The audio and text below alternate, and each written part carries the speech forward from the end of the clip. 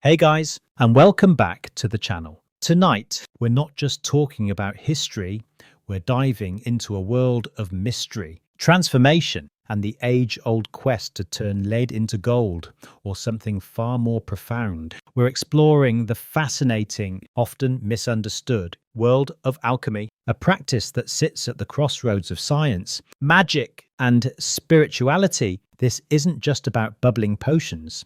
It's about the human search for perfection in matter and in spirit. So, before we ignite the philosophical furnace, take a moment to like this video and hit that subscribe button. But only if you genuinely enjoy these deep dives into the hidden currents of history. And as always, let me know in the comments where you're tuning in from and what time it is for you. It's always incredible to see our global community joining these mystical journeys. Now, dim those lights, maybe turn on a fan for that soft background hum, and let's ease into tonight's transformative exploration of alchemy. Long before it became a medieval obsession with turning lead into gold, alchemy began in the temples and tombs of ancient Egypt. But in Egypt, it wasn't called alchemy. It was known as chemia, meaning the black art, a reference not to anything sinister, but to the rich dark soil of the Nile Valley, known as Kemet, the Black Land. To the Egyptians, transformation wasn't just physical,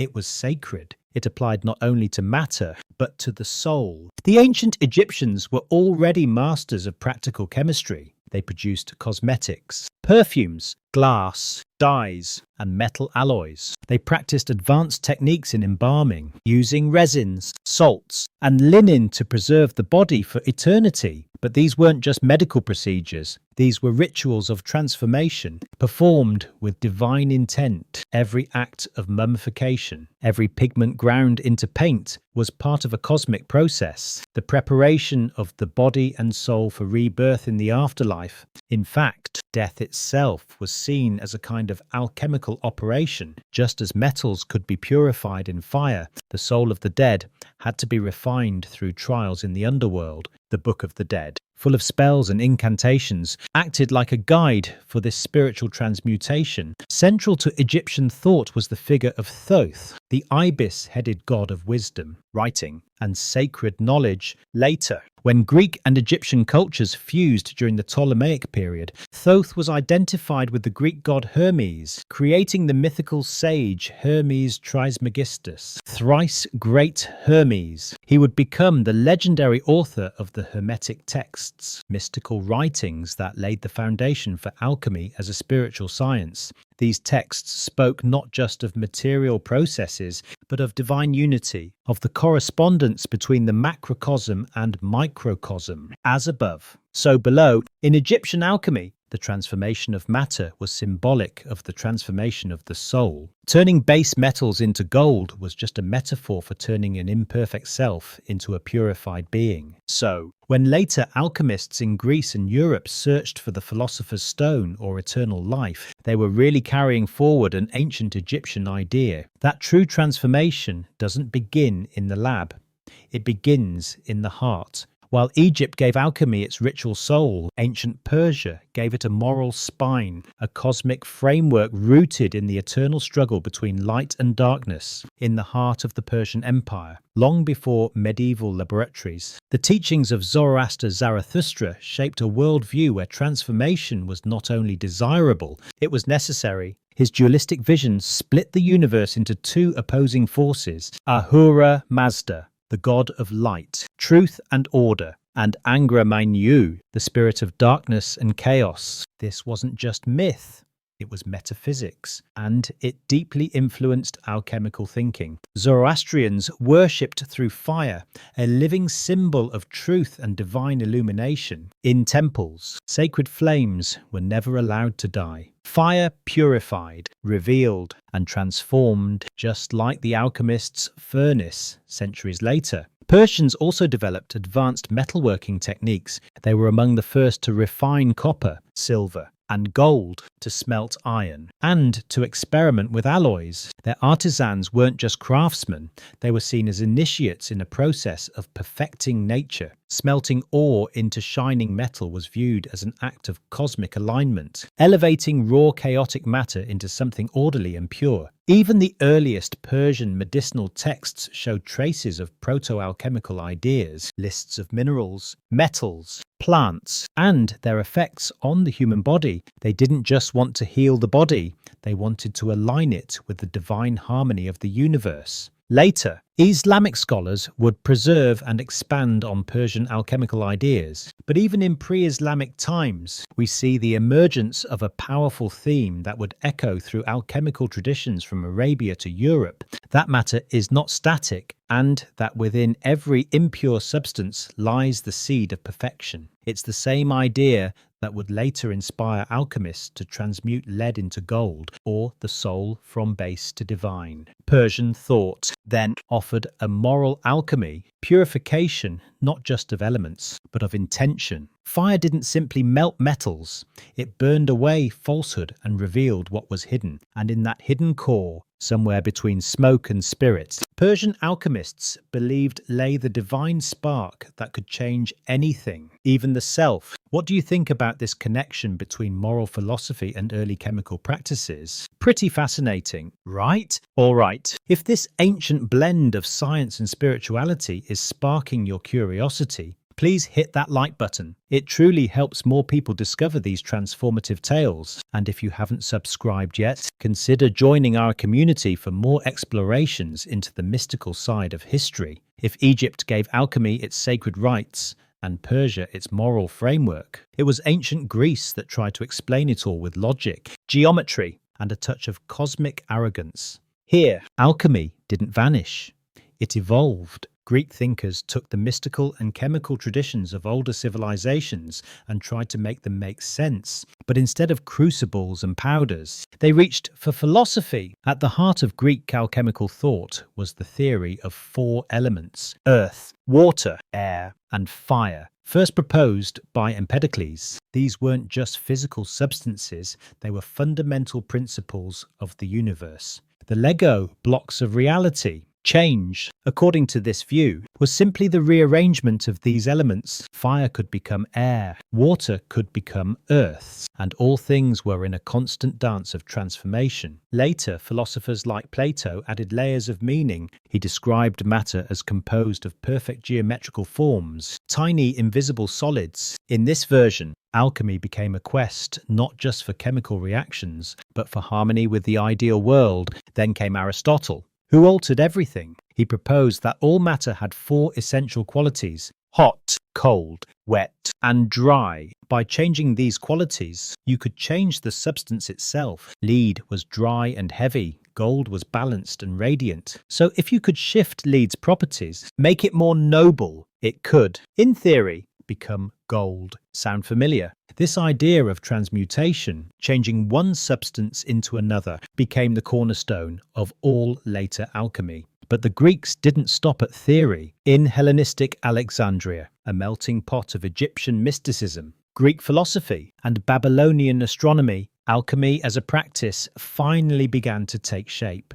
Here, scholars and mystics recorded early recipes for dyes, perfumes, and metal alloys, but always wrapped in symbolic language, and it's here that the mythic figure of Hermes Trismegistus emerged. Part Egyptian Thoth, part Greek Hermes, credited with writing the Hermetic corpus. These texts spoke of purifying not just matter, but the soul, urging practitioners to seek divine union through inner transformation. To the Greeks, alchemy wasn't about making money. It was about understanding nature, mirroring the cosmos, and perfecting the self through the hidden laws of reality. And that made it not just science, but something dangerously close to divine power. In the bustling port city of Alexandria, alchemy found its true laboratory not just of matter, but of ideas. Founded by Alexander the Great and ruled by the Ptolemies, Alexandria was where Greek rationalism, Egyptian ritual,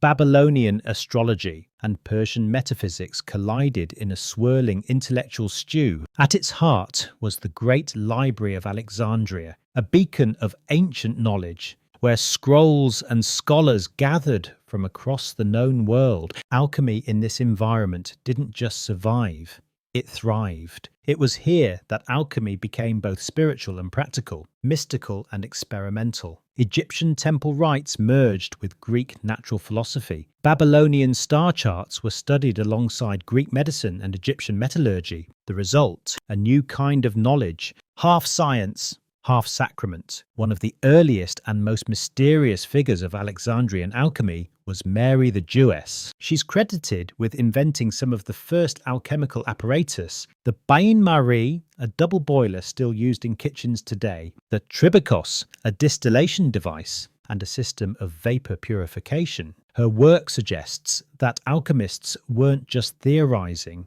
they were conducting real chemical experiments. Another key figure was Zosimos of Panopolis, a 3rd–4th century CE alchemist who left behind some of the earliest known writings on alchemy in Greek. But Zosimos didn't see alchemy as just physical. He wrote of dreams, visions, and spiritual purification. For him, turning lead into gold was a metaphor for turning the corrupted human soul into something divine. He described the alchemical vessel not just as a container for substances, but as a symbol of the body, the fire, the soul's inner torment, the vapor, the divine essence rising. His writings blurred the line between chemistry and mysticism, matter and metaphor. Alexandrian alchemists also leaned heavily on Hermeticism, the teachings of Hermes Trismegistus. As above, so below. They wrote, "The microcosm reflects the macrocosm. Purify one, and you touch the other." In Alexandria, alchemy was no longer just about materials. It was about reality itself. It asked not just what things were made of, but why they could change and whether the soul could be transformed alongside matter. Alchemy had become a mirror of the cosmos and of ourselves, and it was only just getting started when the great library of Alexandria fell into ruin and Europe slipped into the early Middle Ages. It was the Islamic world that became the new guardian of alchemical knowledge. From the 8th to the 13th centuries, under the Abbasid Caliphate, the Islamic Golden Age turned cities like Baghdad, Cairo, and Cordoba into centers of scientific and philosophical inquiry. Greek, Persian, and Indian texts were translated into Arabic at record pace, and among them were the foundational writings of alchemy. But here's the twist. Islamic scholars didn't just preserve ancient alchemy, they transformed it. Enter Jabir ibn Hayyan, known in the West as Geber, a polymath working in 8th century Kufa. He's often called the father of chemistry, though his legacy is steeped in mystery. Jabir's writings, which number in the hundreds, blended Greek elemental theory, Persian mysticism, and Quranic cosmology into a structured science. He introduced a systematic approach to experimentation. He believed all metals were composed of sulfur and mercury, not in the literal sense, but as principles, sulfur representing combustion and change, mercury standing for liquidity and volatility. According to Jabir, if you could balance these two forces, you could transmute one metal into another. He also introduced techniques still recognizable today: distillation, crystallization, sublimation, filtration, and calcination. His apparatuses became the blueprint for medieval laboratories. But Islamic alchemy wasn't just technical, it retained the spiritual heart of earlier traditions. Alchemy was seen as a path to divine understanding. Transforming matter was a metaphor for purifying the soul, aligning with God's order in the universe. Later, alchemists like Al-Razi Rhazes and Avicenna ibn Sina debated alchemy's legitimacy. Al-Razi supported it, emphasizing its practical medical applications. Avicenna, on the other hand, criticized the idea of transmutation, but respected the discipline's philosophical and ethical aims, even in disagreement. They elevated alchemy into something more than a secretive craft. It became protochemistry, metaphysics, spiritual discipline, and moral philosophy, all in one. European scholars would later rediscover these Arabic texts, translating them into Latin and reviving alchemy in the West. But the soul of that alchemy, the belief that matter and spirit mirrored each other, was preserved, clarified, and systematized by Muslim scholars, and in their hands, alchemy stopped being legend and started becoming science.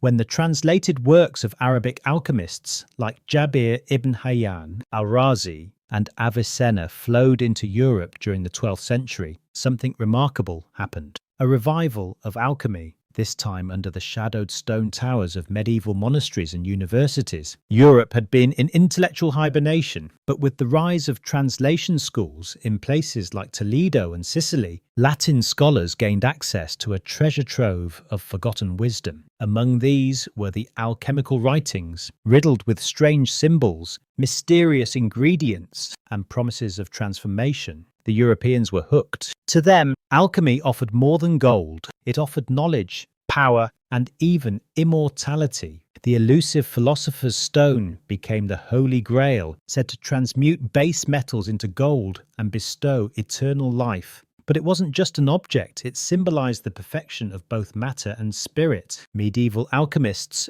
took this dual nature seriously. Figures like Albertus Magnus and Roger Bacon were both friars and experimental scientists. They believed that God had encoded the secrets of creation into the natural world, and that alchemy was a way to read that divine script. For them, alchemy wasn't sorcery, it was Christian natural philosophy, a means to understand the divine order through the transformation of substances. Laboratories became monastic cloisters of fire and glass, retorts, alembics, crucibles, and furnaces filled with substances like sulfur, mercury, antimony, and lead. Experiments were recorded in coded texts, full of allegory and metaphor, a tradition that made alchemy seem arcane and impenetrable.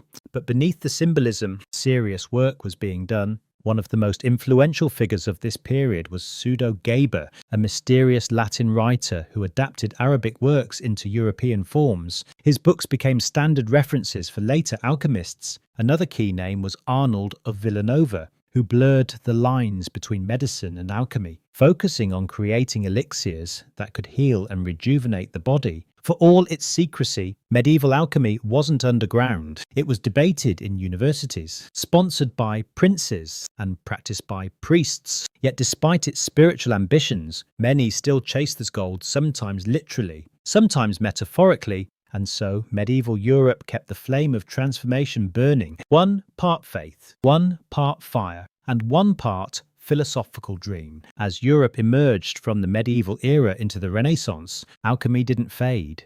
It morphed. It became more secretive, more symbolic, and strangely more mystical. Out of this fusion of Hermetic philosophy, Christian mysticism, and Renaissance humanism emerged one of the most curious movements in alchemical history, the Rosicrucians. In the early 1600s, anonymous manifestos began circulating across Europe, Fama Fraternitatis, Confessio Fraternitatis, and The Chemical Wedding of Christian Rosenkreutz.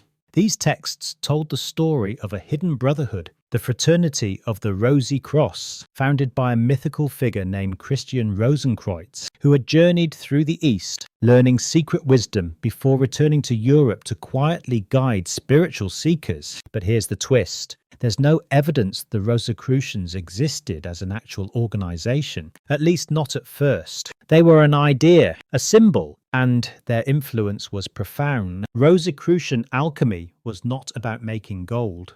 It was about enlightenment. It combined alchemical transformation with Christian esotericism, seeing the purification of metals as a metaphor for the purification of the soul. The philosopher's stone became a symbol for Christ consciousness, inner rebirth, and union with the divine. Their manifestos promised a reformation of science, religion, and politics, a secret spiritual revolution that would lead humanity into a new golden age. But they offered no addresses, no names, no leaders, just symbols. The rose secrecy and beauty, and the cross sacrifice and transformation. This was alchemy as spiritual allegory, rich in metaphor, full of veiled references. The Rosicrucians believed that truth was hidden not because it was forbidden, but because it had to be earned through personal transformation. Their ideas influenced scientists, mystics, artists, and poets. Isaac Newton owned Rosicrucian texts. Johann Valentin Andreae, thought to be the author of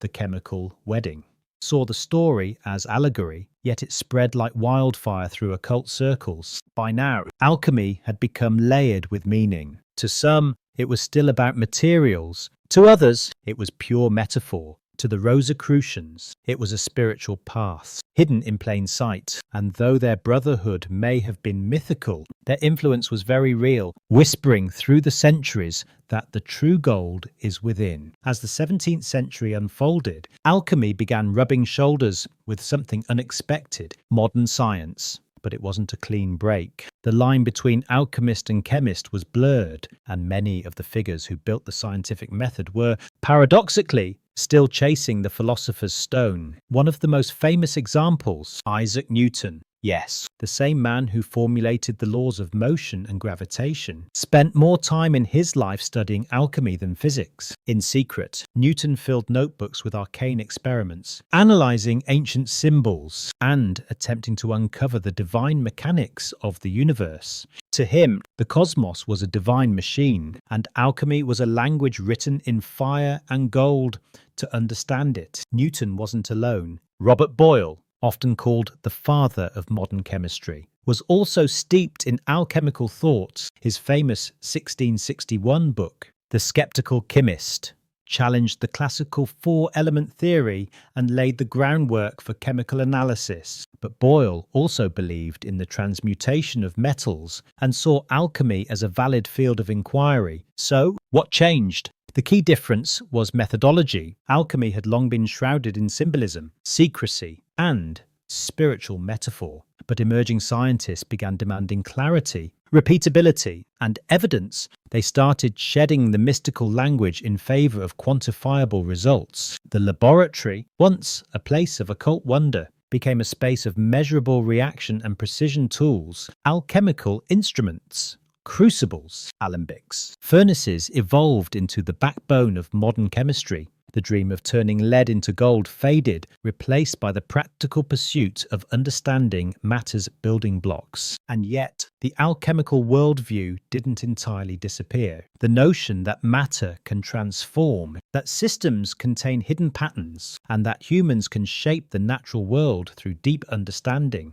These alchemical ideas quietly endured. They simply dressed in lab coats instead of robes. By the 18th century, alchemy was largely dismissed as pseudoscience, but history isn't so tidy. The truth is, modern science was built on alchemical bones, and the alchemists, with all their strange symbols and impossible dreams, did more than tinker with metals. They asked the fundamental question: can the world be changed? And that question still drives science today. By the 19th century, alchemy had seemingly vanished, dismissed by rational thinkers as a quaint relic of pre-scientific superstition. But like mercury in a flask, its essence never truly disappeared. Instead, alchemy transmuted, finding new life in psychology, literature, art, and even modern spirituality. The most surprising inheritor of alchemical thought, Carl Jung, the Swiss psychologist, to Jung, alchemy wasn't about literal transmutation. It was a symbolic map of the human psyche. He studied alchemical texts obsessively, recognizing in their cryptic diagrams and metaphors a language of the unconscious. The philosopher's stone became a symbol of self-actualization. The alchemical process, calcination, dissolution, fermentation,